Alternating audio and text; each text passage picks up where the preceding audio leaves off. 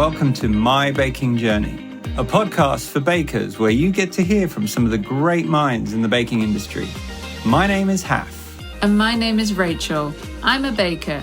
I know what it's like to be baking all day alone in my kitchen, experiencing the frustrations and struggles with no one else to guide or support me through it. And I'm not a baker, but I've witnessed all the ups and downs that come with this industry and where it's hard to get a little bit of extra help. So if you're looking for advice, tips, and amazing insight from various experienced bakers, you've come to the right place. So let's give you a little insight into what's in store for you this week. I remember I took on so much, was so overwhelmed because I didn't have a structure in place. I didn't have certain days where I'd do certain things on, and I just wasn't organised. If this is what I want to do going forward, and if this is the business I want, and I'm working for myself, why am I doing something I absolutely hate? I'd see a brief and be like, oh, I just don't want to do this. Like, I don't want to sit there for 8 hours making the most ridiculous, hideous fondant toppers because I wasn't even that good at it. And the moment I said no to everything I didn't want to do, that wasn't in my style, that didn't make me happy, that I didn't enjoy doing, that's when I think ChellsBells kind of formed in terms of like style. All right, let me ask you something. Where do you find your inspiration? You could say looking online, you could say in books, or maybe it's specific people that inspire you. Our guest this week, inspiration for her is everywhere. Here we have another one-person business run by someone who is obsessed with managing her time efficiently and really does try to get the absolute most out of her work on a daily basis. She's created her own style by way of choosing what cakes she did not want to make. This has led to her growing her brand and cake design very quickly. And that, of course, has brought on brand ambassador partnerships. And now she even teaches at a cake school. Who are we talking about? Chell of ChellsBells Cakes, based in Southeast London. Her cakes drive emotion, fun, style, and elegance. She's not shy to share behind the scenes, too, on her social media. And now we're lucky enough to have her sit down with us and share her baking journey. So let's get right to it with Chell. Hope you like this one. At the moment, I'm like mid-baking. So I've got I'm actually baking my class sponges. So I've got 18 of those to make for this week whilst doing my orders as well. So yeah, I've got a few days to get it done. But this sounds like a normal week for you. Oh yeah, it's not. Because of your output. I mean, you bake a lot, right? Yeah. And, I'm going straight into this aspect of what you do, but I think this is quite interesting. You have the ability to, you're baking a lot, you're taking on your select customer orders, but your cakes are not something that is a repeatable, quick in succession type of cake. Your product is not that churn it out and do volume. Your product is the opposite of this. You create something. It's bespoke. It's quite, exactly. It's different. It's unique to each customer.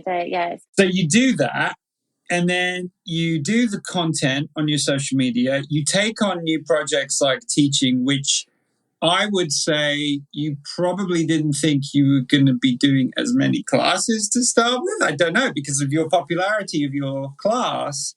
You've opened up more dates, right? Yeah. So I'm just going to hit you with this question straight off the bat. Go for it. What do you see happening in about 3 to 6 months' time here? I mean, have you been through this process before where you just take on too much, hit a wall, stop, reboot? How's it work? So, I definitely at one point, not talking right now, but previously when I started doing cake orders, I got to a point where I realised you have to be super organised to be able to take on quite a lot of work. And it's I remember I took on so much, was so overwhelmed because I didn't have a structure in place. I didn't have certain days where I'd do certain things on, and I just wasn't organised. And I feel like over time I've learned so much. I've learned how long it takes me to bake cakes, how long it takes me to decorate, how long it takes me to do this, to do that. And then I've just worked out a plan for myself, which works for me.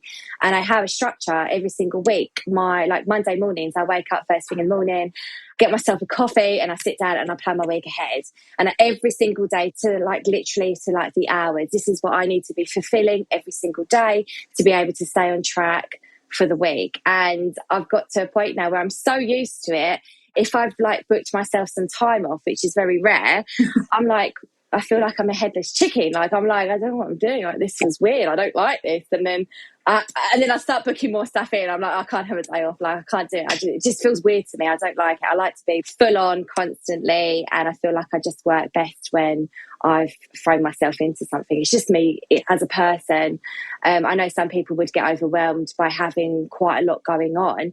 But I feel like because I've been juggling so much for so long, I'm just so used to it now. Like, did you, when you started the business, was it that organized as well then? Because no chance. No, I had no idea what I was doing. I literally just threw myself in and I was like, oh my God, what do I do?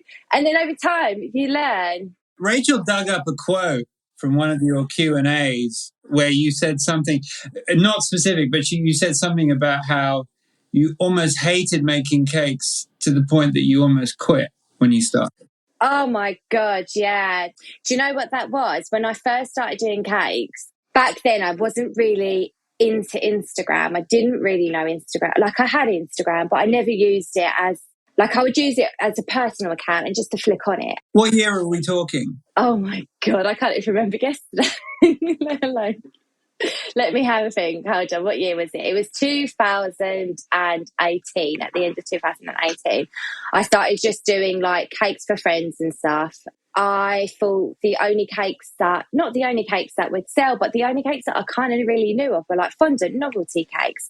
So I would make all of these fondant novelty cakes, absolutely hate it. Loved making cakes. Like I would make cakes for myself and for the kids, and I would want them just to be fun and colourful and bright and loads of sprinkles and just like really like fun cakes. And then like these people were asking me to make novelty cakes, and I was just a bit like, okay, I need to do it obviously because I need to build something and I'm a cake maker and that's what cake makers do. And then, yeah, at one point I got to a point and I was just like, if this is what I want to do going forward and if this is the business that I want and I'm working for myself, why am I doing something I absolutely hate? I've like started something that I loved and now it's turned into something that I hate because I'm doing stuff that is not me and I don't like it just didn't fulfill me with anything other than like dread. I'd see a brief and be like, oh, I just don't want to do this. I don't want to sit there for 8 hours making the most ridiculous, hideous fondant toppers because I wasn't even that good at it. Yeah, and then I just got to a point where I just said no. I was like, I'm not doing it. And then I think from then onwards, from the moment I said no to everything I didn't want to do, that wasn't in my style, that didn't make me happy, that I didn't enjoy doing, that's when I think ChellsBells kind of formed in terms of like style and stuff like that, because I just started to do things that I wanted to do. And if someone came to me and was like, oh, I want this, I'm like, I'm really sorry, I can offer you this. And this is what I can do, etc. And then if they didn't, they didn't. And then over time, people started going for it. And then when you start taking pictures and posting it and other people see it, they're like, oh, that's really nice, I want that. And then it kind of snowballs from there. Just going back to 2018, I mean, I think that's when I started getting into cakes. Yeah. And it was interesting. We were chatting with Jenny from Posh Little Cakes, who's also going to be on the podcast. And she was a big inspiration for me at the time. Same, yeah. Just remember seeing her cakes and thinking, oh, wow, where are those like cakes? That's something really new. All I knew was like novelty cakes. And a bit like you, Chell, I am not the best at fondant and didn't get that much happy memories out of it. Yeah. But what gave you the confidence to say no, to develop your own style? Was it seeing these other cake makers, perhaps on Instagram, creating cakes that really inspired you? Or was it just that it just made you feel sick? You were going to have to go do something completely different if it wasn't cake. I thought of it like, the reason why people start their own businesses and work for themselves because it gives them flexibility, it gives them freedom. They can choose what they want to do in a way. They've decided to do that. And I just felt like if I was going to do something like that, I need to take control of it. Like, I'm my own boss. Like, I can make these decisions. And it's like, what's the point of working for myself if I can't make those decisions? I might as well just work for somebody else, earn maybe similar sort of money. I don't know doing what, but just like, and not have the headache of spending all these hours creating something. And it's just like, I don't know, like I don't think I looked at any other cake maker at that time and thought, I want to be like you. Obviously, I would see other cake makers and like the styles that they would do, but I would never look and be like, I want to do that. I just wanted to do what I know it sounds selfish, but I just wanted to do what I wanted to do. I've always been into art. I've always been into like creating things, whatever it is. Like, I've just always loved being creative. And I just felt like if that's what I wanted to do going forward, I want to have control over that. I want to be able to decide what I want to do and what I don't want to do. And the thing is, if it didn't work, then I would have just switched it and tried something else. I just got to a point where I was just like, if I'm working for myself, I'm making my own decisions and I'm just going to do what I want to do, and we'll just go from there. It makes complete sense. The idea, though, to bake and do this as a business came from where? I've always baked. Ever since I can remember, I have always baked. I've always loved food. And I feel like it's because when I grew up, my mum is not a baker. She's not a very good cook. Hopefully she's not listening to this. She know. But growing up, I was like, my food was so bland, like no flavour, just like the bog standard type of food. So when I turned into an adult and like experienced loads of different food, I was like, oh my God, like I love food so much. I love cooking. I love baking, every sort of like aspect of food related stuff. I just love doing. So when it came to like baking and stuff, I was just always playing around with flavours. And obviously back then, like years ago, it wasn't about making it look pretty. It was just all about taste, wasn't it? Like, especially when you're baking, if you're, I don't know, making a pie or whatever it is you want to do, it's all about flavour. And when I had my children, my eldest one, Jayla, she was probably around like 8, and she was really into baking. And for like her birthday, I think it could have been her 8th or 9th birthday, she asked for a load of baking stuff. She asked for like an apron, a mixer. The first mixer I bought, which is my KitchenAid white mixer, I've still got it. It's so old and it's still working. I still use it all the time. But yeah, she asked for everything. So like we would bake together. And then after a while, I just kind of then got a little bit more into baking. And obviously she was a child, she'd bake with me. And then, yeah, like over time, I just started baking more. And it kind of just like stems from then, like slowly and slowly and slowly. That's where it started from my eldest daughter and her passion of baking, which then made me have passion for baking too because of her passion. I love the transition because it just sort of, it's not like you plan to run a baking business. Oh, God, no. If someone would have said to me, even like 4 years ago, I'd be where I am now. I'd actually laugh in your face and be like, that's so ridiculous. I'm like, no, don't be silly. You've obviously matured and developed, though, since you've had this business significantly, like you were telling us. Like your structure now and the detail of how you operate on a day-to-day business, you could be putting yourself in a corporate job, you could be running your own business, you could. It's a very versatile set of traits that you've built for yourself. Yeah. But it's just all self-taught. You've said before that you were self-taught, the baking into the teaching part. You've never taught before, right? So this is all self-taught. So there's a drive inside you to just go out and learn something on your own and market. Yeah. But where does that come from?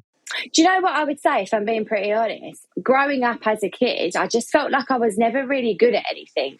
Do you know, like when you go to like secondary school, you're really good at maths or you're really good at English or something like that. And I always felt like I was never really good at much. And then, it sounds ridiculous, but I was always good at being creative though. And I felt like obviously a lot of people don't really consider that as like an important thing, but I think that's a massive thing, being creative. Oh God, like your brain opens up to so many different things. And I just think the way that I am now, if I am really into something, I'm not into it 50%, I'm into it like 150%. I'm like over the top. If I want to know something or if I want to learn something, I'll throw myself in.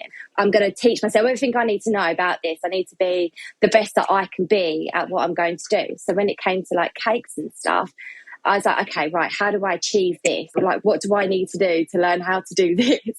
So I would just research loads, watch loads of videos, try things out to the point where like, right, okay, this works. What about this doesn't work? How can I then change it? What do I need to do this? And that's just the way my brain works. It's just research, sort of try different things. It's like an obsession, right? And it takes over. It is. Yeah, I mean, I don't know if that's a good thing or a bad thing. I don't know, but it is. I get a little bit like that, especially when it comes to making things. I mean, at one point, I bought myself a sewing machine years ago, and I'd make loads of blankets and just pillowcases, and then like I'd have an obsession about upholstering like furniture in the house. Just making something that is super shabby and bringing it back to life and giving it a revamp, restyle. Yeah, I'm just a little bit like that. I love it. Can you take us back to that first year, Chell, when you were starting off? Yeah. Like, how did you go about finding customers? And was it like baking for friends and family and just posting and going on that grind? And how did you adjust? Because you don't get all that overnight suddenly like a quota of customers that's going to fill your week. Yeah. How did that transition happen? Because I know it's quite, when I had my own business, you know, you're waiting to see, oh, am I going to get a customer order this week? Yeah. And then you might get a customer order, like you say, for something that you don't want to do, like fondant. So you turn that away knowing that, okay, I've just lost business there. Yeah. I hope I'm going to get another 2 or something cakes in this week to kind of start to amp up. Can you take us back to that time, how it worked? Yeah, it just, even just you talking about that just brings me back to memories of like my first year. In the beginning, obviously, definitely word of mouth, I would say. Word of mouth. And it's like, you do a cake for so-and-so, and then they're like, oh, she can make a cake. I don't think I wasn't considered as a business. I was just, a lady down the road that makes cakes. Like, that's what you all looked at, like the cake lady down the road. That's what you kind of looked at. And then, yeah, I set up the Instagram, which was great. I didn't realise the power of Instagram back then, if I'm being pretty honest. Like, I just did it because I was proud of what I was making. And I was just like, from someone who came from just like making pretty much nothing to just making something that someone was willing to buy. And I definitely lost loads of money in the beginning. I had no idea about pricing, but I think the first half of the year, I actually didn't care. Like, I was making stuff thinking, oh my God, like I'm doing it. Even though like in the beginning, I wasn't too bad. It wasn't to a point where I was hating because it was new. And like the fondant stuff wasn't too bad. I was learning. Every cake that I made, I was learning on the process. I had no idea what I was doing. I was winging it, absolutely winging it. First year, winging it completely. But Chell, there isn't a manual of someone to call. How do I manage this? I think for cake makers, it's really, you know, it is a lot of trial and error, really. Oh, of course. But that's the thing. And that's where you grow as a person and grow within your business. You have to make mistakes. You have to go through tough times, because that's when you learn the most valuable like lessons of so many different things. Like, I learned back then, I hated doing certain things. I learned that's not me. Like, I can't do that. Learn to say no. Saying no when you're unhappy is okay. It's fine. You can't do something if you're not happy doing it. And going back to like customers and getting customers and stuff, yeah, it was just through word of mouth and through Instagram. But then when I started getting to the point where I made that change and I was like, right, I don't want to do this no more, I would make certain cakes but then price it to that customer super cheap, so then they accepted it. So then I could post that on my Instagram account to be like, this is what I can do. Like, forget that. This is what I can do. And I did a little bit of that. And then eventually, like, people started wanting that and then would pay for it. So I would need to charge as little as what I did. And then also what I would do is, if I had a design in my head, I was like, oh, I really want to do this. I just made a cake dummy, got a cake dummy, decorated it, popped it down, or made something in my own spare time. And back then I do remember thinking, oh my God, will I have any customers for this week? And yeah, and I would be really, really, really worried. I think that's a normal thing. And then obviously over time, I would say the more your Instagram grows, your reach then goes out. And then I feel like the more cakes you do, and if people like that style, the more they'll come to you and then ask you, oh, could you do this? And stuff. But in the beginning, I think every single cake that was sent my way was never a cake of my own. It was a cake picture sent from another cake maker saying, could you please do this? Could you please do that? Which is fine. Now I say no. If you list to me what you would like, I'll create something based on that in my style for you, but I don't copy another cake maker's design because that's not fair on them. And also I just feel like it's not then bespoke to you because you're asking me to replicate something that firstly I haven't made. And yeah, that's just what I'm like now. It's very hard to replicate a cake anyway. I mean, I've had that, but especially if you're creative. Yeah. Even if I try, I can't seem to do it because I have my own vision in my own head, and then the design changes as you get onto the cake, and then you go, well, that looks nothing like what they wanted. But and majority of the time, I have a brief in my head, and I'll even tell customers that come to me wanting my own cake, they won't get the same cake. I'm like, you'll get something very similar, but it won't be the same because even myself, we're not machines. We're not going to be able to just make the same thing and for it to look exactly the same. It will be slightly different. And I have that with my own cake. But most of the time, like if I'll give them like a rough rundown of what I'm going to do. Majority of the time, midway whilst I'm decorating, I change it. I'm just like, oh no, it will look better like this. Like it will look better like that. So I just tweak it or change it or something like that. Hey, sorry to interrupt, but I have to ask. You know you're about to go bake a cake, right? A really nice tall cake with some beautiful decorations on top, maybe some dried blooms, lovely toppers. What are you going to box that in when you give it to the customer? Please don't tell me you're going to have to put some extenders on and staple it to a standard box and then wrap the thing in plastic and give that to somebody, hoping for the best. I have a better idea.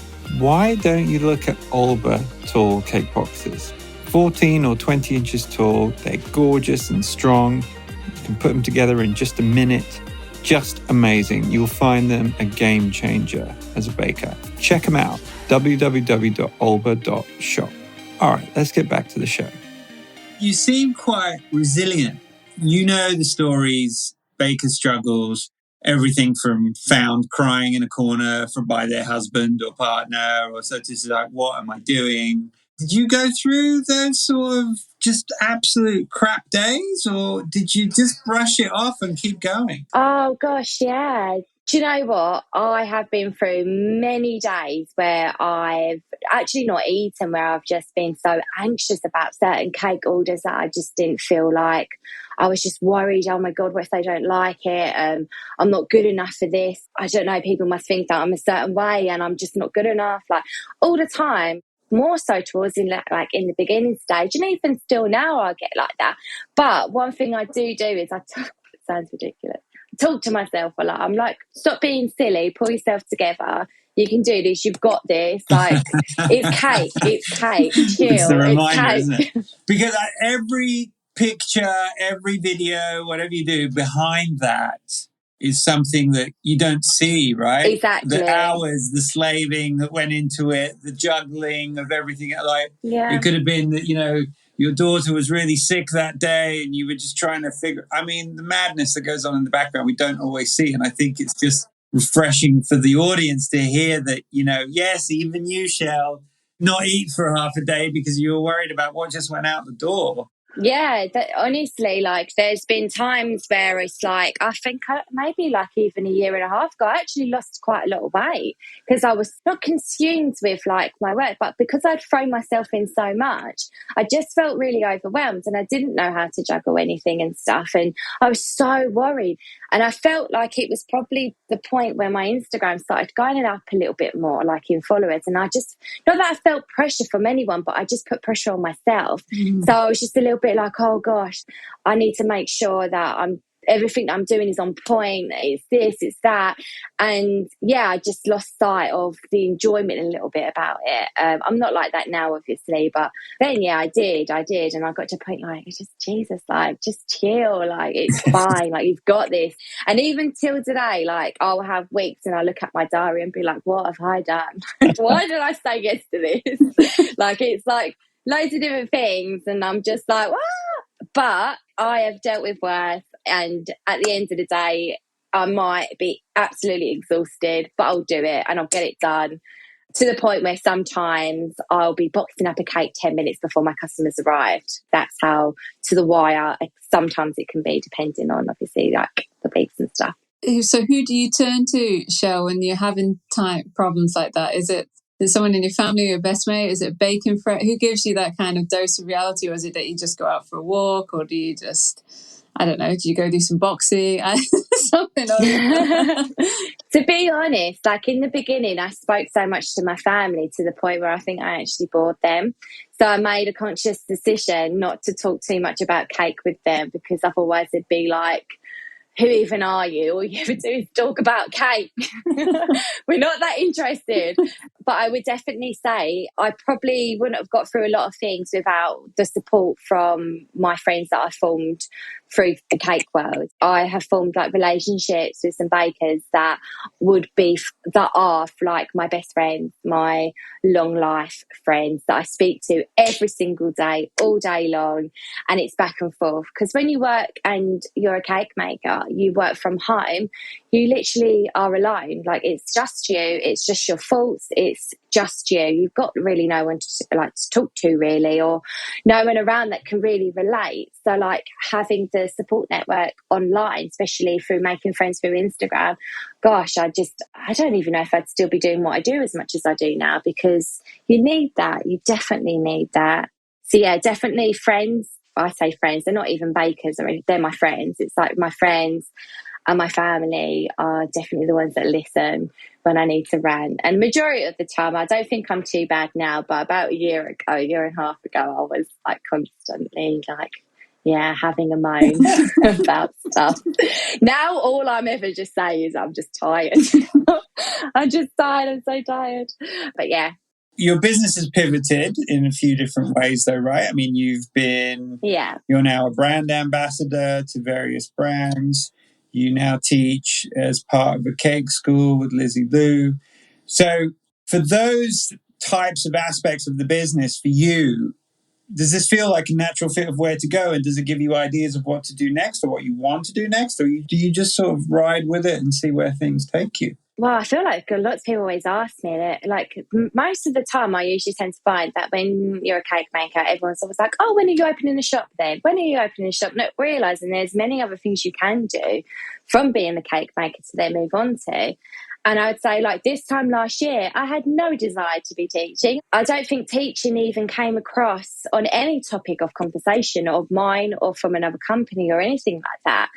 So yeah, like even a year ago, that wasn't even on the agenda. Like now it's completely different. I couldn't see myself doing anything else. Like I love teaching like so much. But then I also love making cakes still for like my customers. So going forward, I'm not too sure what next stages I'm going to do. I do have something coming out very, very soon.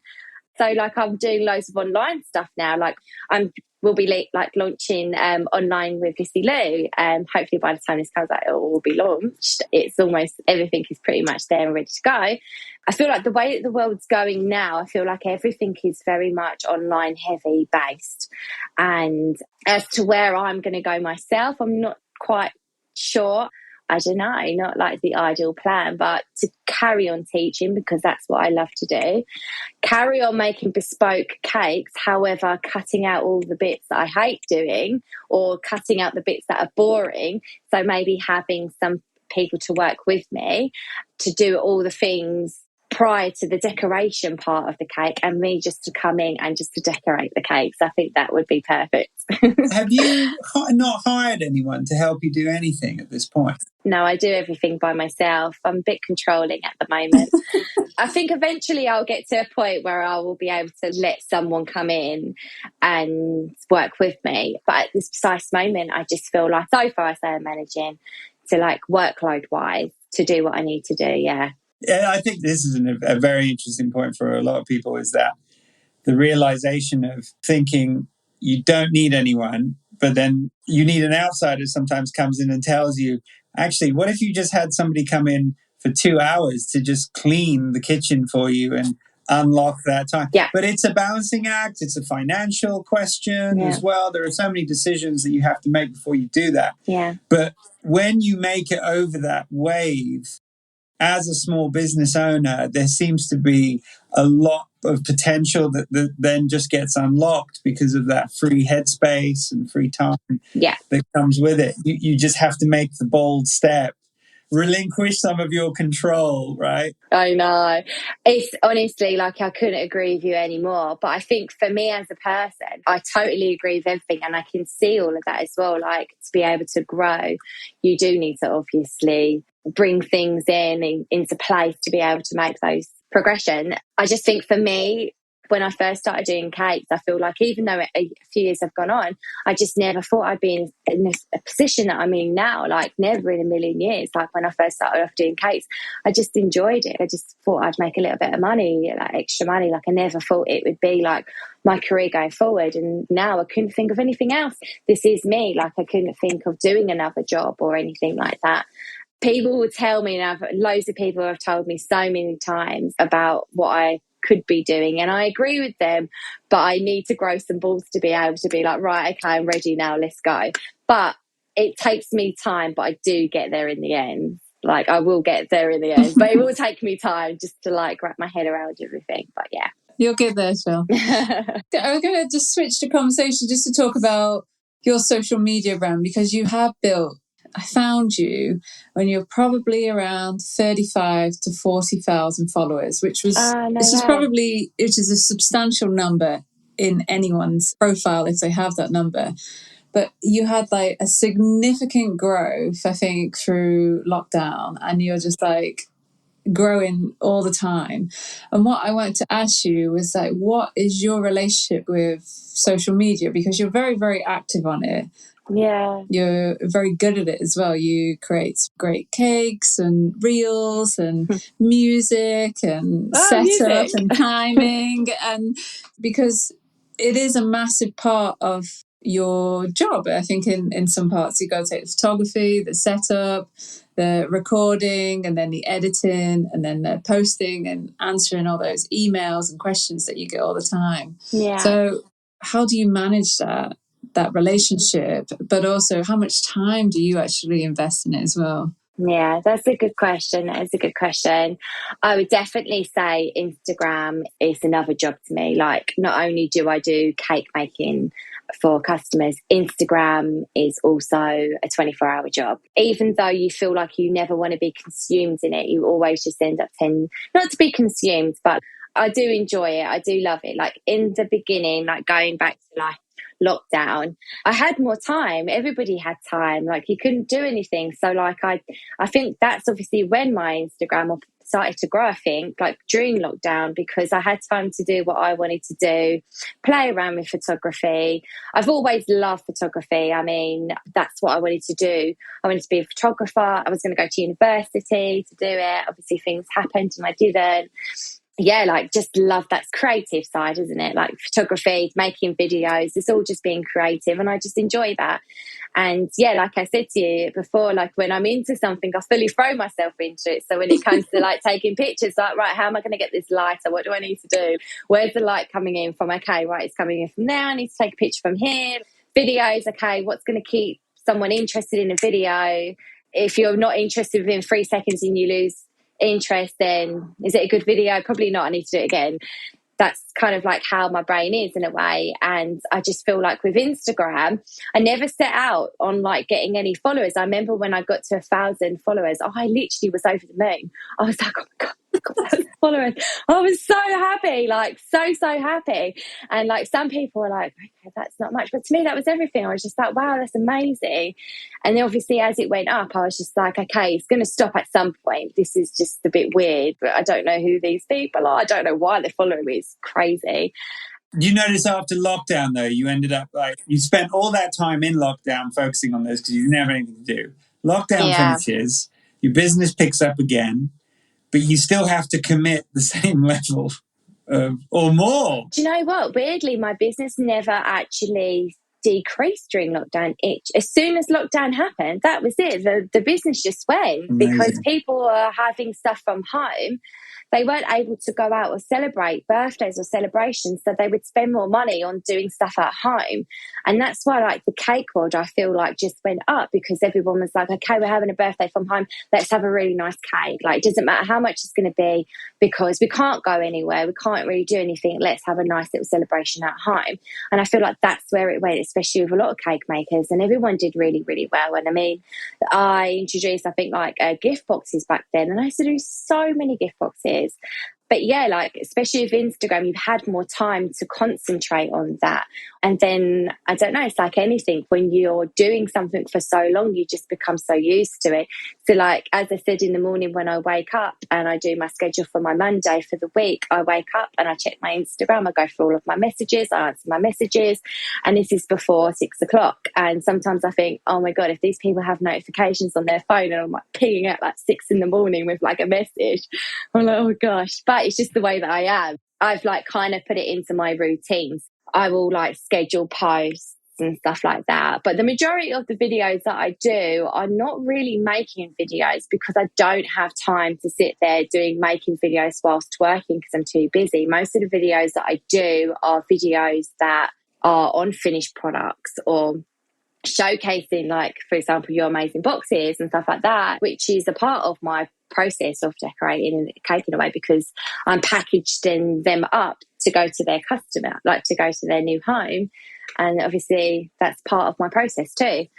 But yeah, Instagram is definitely a second job. It does consume a lot of my hours in the day sometimes. However, I do switch off every now and again. I know you struggle with like free time a little bit, but when you say you switch off and you just want to de-stress, you just go do something completely different? And have you got that structured into your schedule as well, that time off well enough? No, I am absolutely horrendous at life-work balance. I'm not going to lie, I'm awful at it. But I will always say, like, sometimes my friends do get a bit upset. I'm not going to lie. They're like, you're just never around. Like, you're always working. You need to make sure you spend time, like, on yourself. And I'm like, the thing is, I'm happy because I'm doing something that I really love to do. And I'm trying to build something. And sometimes you've got to take back. I know it sounds bad or anything like that. Like, I have a goal in my head. I want to achieve certain things. And that means that I'm not going to be around as much. But it's only going to be for now. It won't be forever.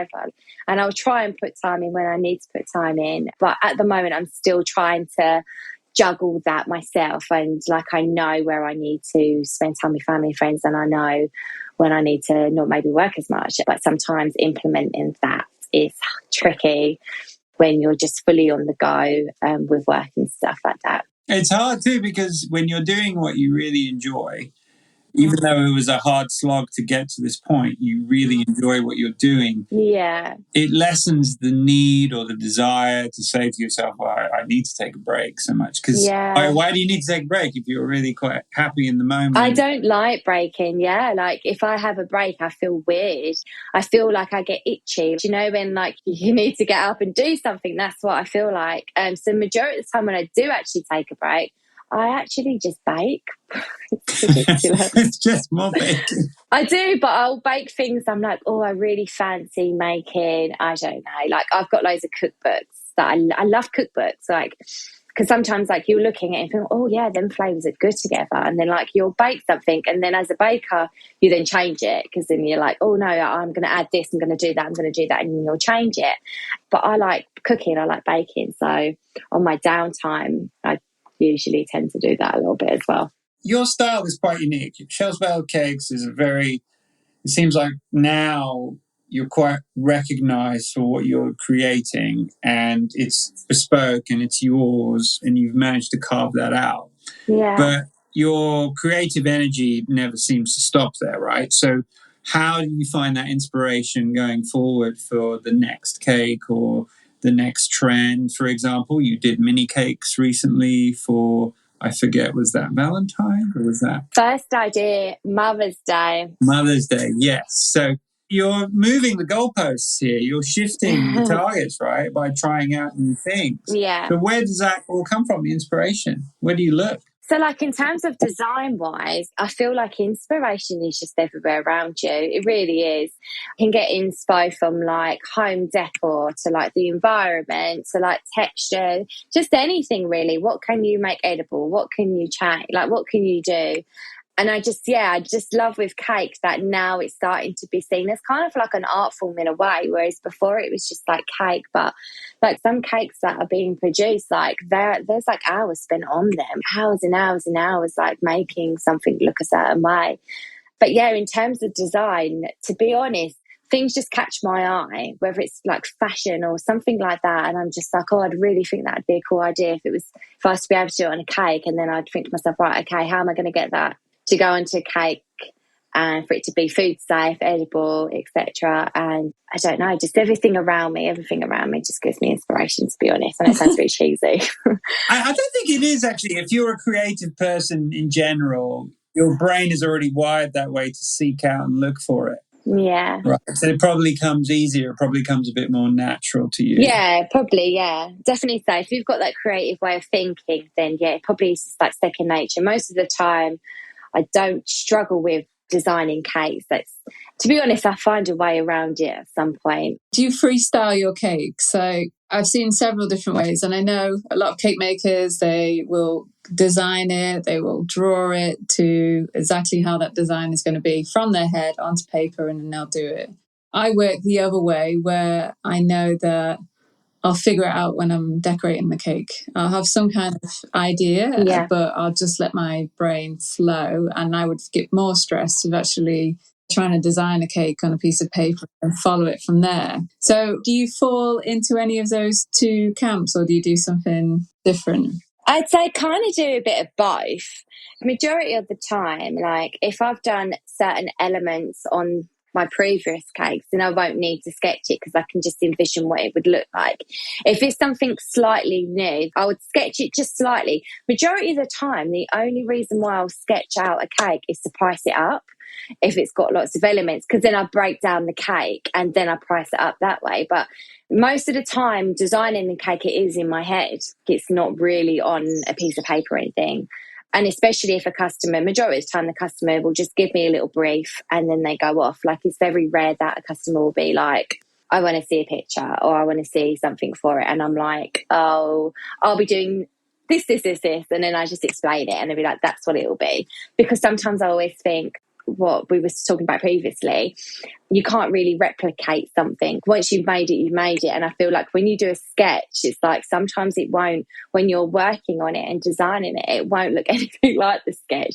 So I don't want to send a sketch over just in case I change my mind. So I give them a bit of a brief to begin with, and then I've got flexibility to be able to change the design if I feel like it flows better on my eye.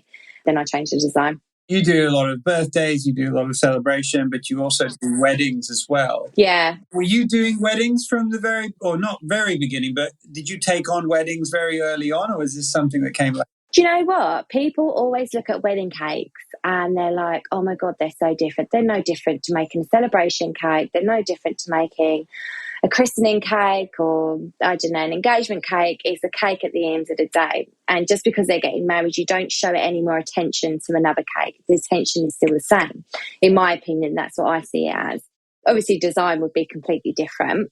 I was actually petrified of doing wedding cakes in the beginning, and I think I did my first wedding cake in 2019, and it was a 3-tier, and I'm pretty sure it was a moon pick. I don't know. Do you know them little Moomins or something? Moomins, yeah. And it had little moomins on top of them. I was like, what are these little things? And it had little hats on. You just had a couple of flowers.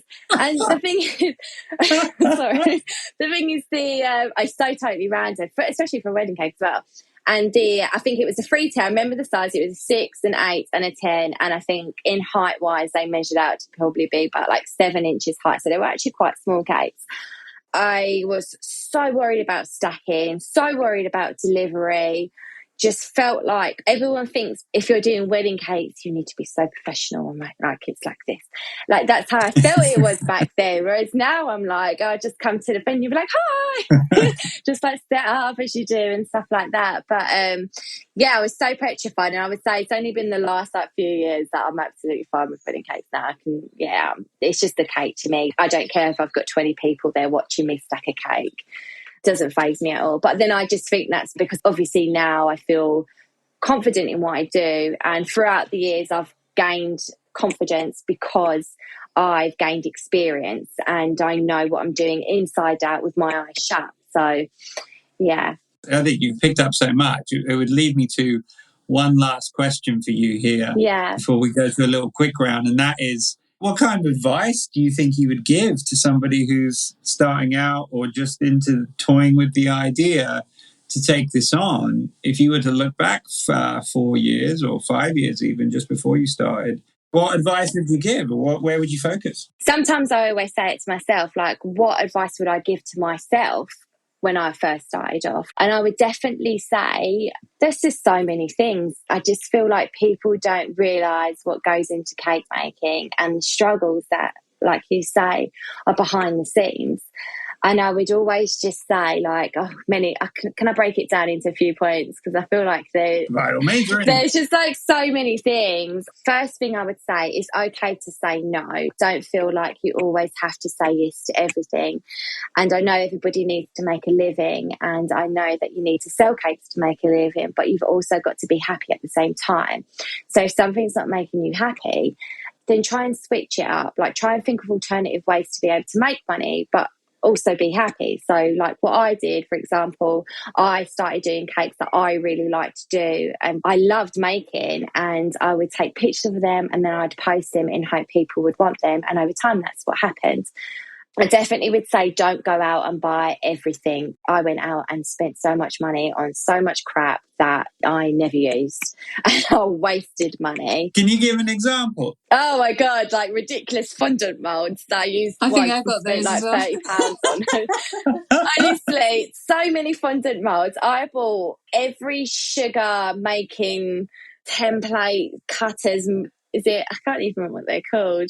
Do you know, like fondant knives and fondant? Yeah, loads of lace mats. I'm like, when have I ever used What about these? biscuit cutters? You probably got loads of them as well. Do you know what? So many biscuit cutters, like literally just so many random stuff. And like, do you know what it is? It's random stuff that would have been used 10, 20 years ago. That's what I went and bought in the beginning and just wasted so much money. I'd also say as well, pricing. Get your pricing right. Don't go in low because so-and-so down the end of the road is charging X, Y, and Z. You need to make sure that you're earning enough. So like, sit down, work out how much you're spending on ingredients for that size cake. Work on how long it's going to take you to make that cake. Got to also factor in like costs of like utilities, like your gas, your electricity, your heating, packaging, food packaging, boards, everything. You've got to sit down and work it out, because if you're going to be doing this as a business, you've got to make sure that you're profiting from it. Like, otherwise, what's the point? So try and sit down and work out your pricing structure. I would also say as well, don't be scared to ask for help. I message quite a few bakers and be like, oh, how do you do this? How do you do that? Don't be scared, because a lot of bakers out there will be more than happy to help you. That's why when people message me, I will always message back and always help as much as I can, because I remember being in a situation where I would be messaging other bakers and it would mean so much that they took the time to even write back and be like, oh, you can do this, or you can do that, or just give their advice. So I think it's always good to feel okay to be able to do that too. That's amazing. It's such good advice. No, honestly, thank you for that. We're almost out of time, so we're going to end it with our little quick fire round. Yeah. We've got 4 questions for you. We're going to fire, and you don't have to elaborate on them if you don't want to. It's fine. Just a quick answer is okay too.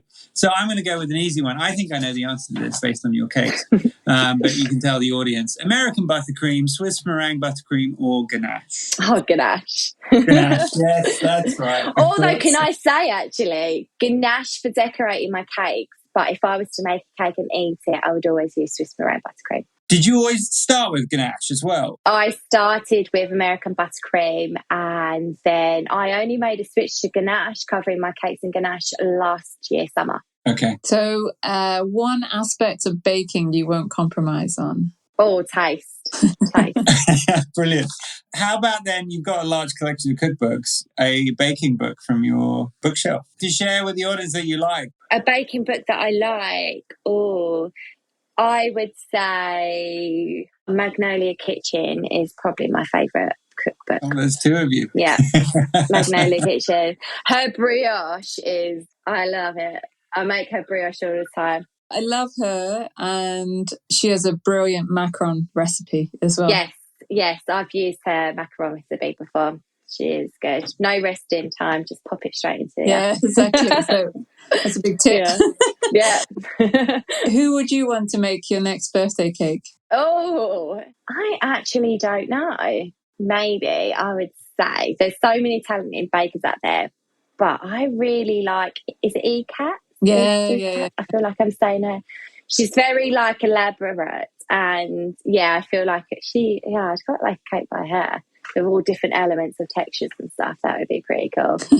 Amazing. That's brilliant, Chell. Thank you so much for that, honestly. Oh, you're totally welcome. It was really, really nice to have a chat and get to understand a bit more about you and your person, your drive and whatnot. I'm sure the listeners really enjoyed that one too. So honestly, we loved it. We enjoyed it. Thank you again so much, and hopefully we can chat with you soon. Thanks, Chell. Oh, you are totally welcome. Thanks for having me, guys. Of course, anytime. Thank you. Take care. Bye. Bye. You know, Rach, that was such a lovely call with Chell. I just love her naivety when she started, just to fully admit she had no idea what she was doing and actually hated it at some point too. But there's more to it than that, right? Yeah, I mean, her drive and her determination. And, what was a really interesting story for Chell was that, she was always this artist at school and always loved all that creativity angle. And it got lost, but then came back again as she started to explore baking with her daughter. And actually, it was her daughter who was the trigger point for her to actually start baking and start love of baking, but also the tastes as well. Her absolute love of just getting the right flavors and textures, and as well as creating such beautiful works of art. So thank you, Chell. You can see it in, what she finds as inspiration. Inspiration is everywhere to her. And she has a creative mind to begin with. Not everyone does, granted. But still, I think it's so nice to see that she doesn't have to focus on a couple of other bakers or anything like that. She can just look for inspiration wherever. Yeah, and that came through not only with her cakes, but also with her determination to get the photography just right and her determination to grow her social media following. When she puts her mind to something, she almost becomes obsessed and it consumes her. And to the point that she wants something absolutely just perfect. And, she nails it all over. Yeah. Well done, Chell. That was amazing. I hope we get another chance to talk to you again soon. Cheers for that. And that wraps up episode 7 of season 1 of My Baking Journey. Please do check out the show notes if you want to see where to follow Chell on her baking journey. And don't forget to rate and even subscribe to our podcast if you listen to us on Apple Podcasts, or hit the follow button on Spotify. We're back next week in the last episode of season 1. So look forward to catching you then. Don't forget, this podcast is brought to you by OLBAA. Seriously, the best packaging you can find for tall cakes, macarons, cakesicles, cupcakes. That's what we do. Designed by a baker for bakers. All right, we'll see you next week. Bye-bye.